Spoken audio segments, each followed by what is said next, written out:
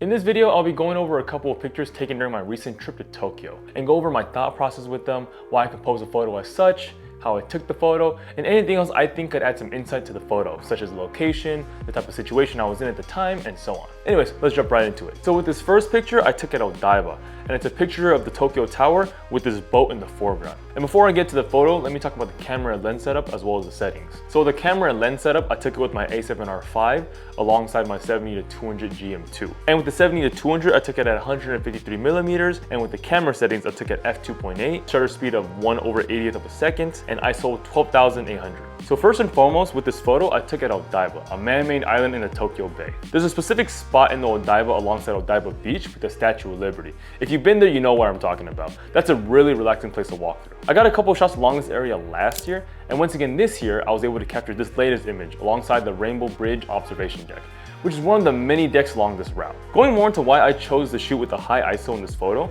one of my goals in this photo was to make sure that this boat right here in the foreground was centered on the bottom portion of the image. In order to freeze it and make sure there's no motion blur in the image, I had to up my shutter speed. With how slow the boat was moving that night, as well as the wind speeds, I was pretty comfortable with the shutter speed of 1/80th of a second, and I didn't want to up past the ISO 12,800, as that's already quite high, and I was pretty confident in my ability to hold still enough to shoot at 150th or so with a shutter speed of 1/80th of a second. I was pretty comfortable with ISO 12,800 because of Lightroom's great AI denoise technology. That's honestly really underrated. I don't really hear anyone talking about it that much, but it's such a useful tool in my opinion, to help really widen your limitations when it comes to gear and allow you to get the shots you want. Another aspect that I adjusted at the location for this image was the exposure compensation. If I let the exposure compensation at 0, the image would have been very underexposed. So I had to really up that quite a bit to ensure that I get some details in the shadows, as well as get the beautiful look in the highlights that I love in night shots. This also forced me to up my shutter speed and ISO, which I just spoke about.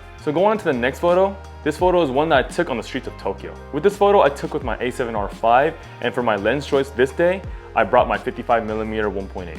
For the settings of the photo, I took it at f7.1, shutter speed 1/320th of a second, and ISO 400. So with this shot, I got it while walking around Nakano. I was actually in an area to check out the Fujiya camera store. It's got tons of options for gear, and it's super well priced. So if you're in the Tokyo area looking to go shopping for some gear, then I definitely would recommend trying Fujiya camera. I actually came here twice, once during the day and once during the night. My time here during the day was on a weekday, and I thoroughly enjoyed that more, just because the crowd wasn't as bad as it was at night on the weekends. So it allowed me to get some cleaner shots in such a tightly packed space like Nakano. It also helped that this particular soba place right here was closed when I came back on the weekend, so there's that.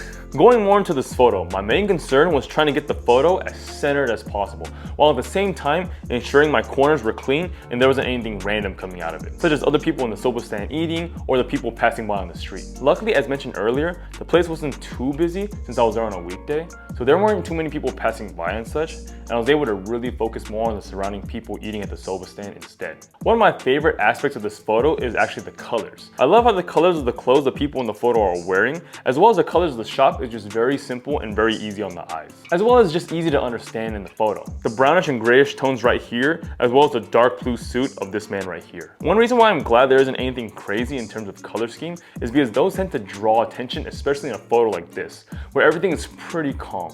If one of those people were wearing like, a rainbow suit or something like that, that would definitely draw more attention from viewers compared to how it is right now. I also like how all the clothes of these people in the photo are all very similar as well. All work attire or something along those lines, adding to somewhat, the type of story. Maybe they're on their lunch break or something like that. Moving on to the last picture I want to talk about, of one that I took in Shibuya. Before I get more into the photo, let me talk about my setup and my settings really quickly. So with this photo, I took again with my A7R5, I took it with my 24-70 GM2, and I took it at 47mm. I took it at f11, shutter speed 1/250th of a second, and ISO 500. So this shot, once again, as I mentioned before, was taken at Shibuya, near the JR station, right next to the famous Shibuya crosswalk during a random afternoon on a weekend. So as you might know, Shibuya is a very busy place and really crowded place.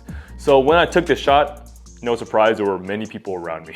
I took this shot while I was essentially walking around the area. And personally for me, since I don't like to just stop randomly in very crowded places during very busy times, I had to be really quick with this shot. I had my camera low on my waist level and essentially shot from the hip. I decided to shoot from the hip for a couple of reasons. One, shooting from the hip lets you blend more with the environment, and it makes it less obvious that I'm taking pictures of people on the street. Not that people around me would have minded much, because once again, like I said before, Shibuya is a very busy place. So as long as you're not, being like a nuisance to the public, you'll be fine in the area. But that gets me to reason number 2.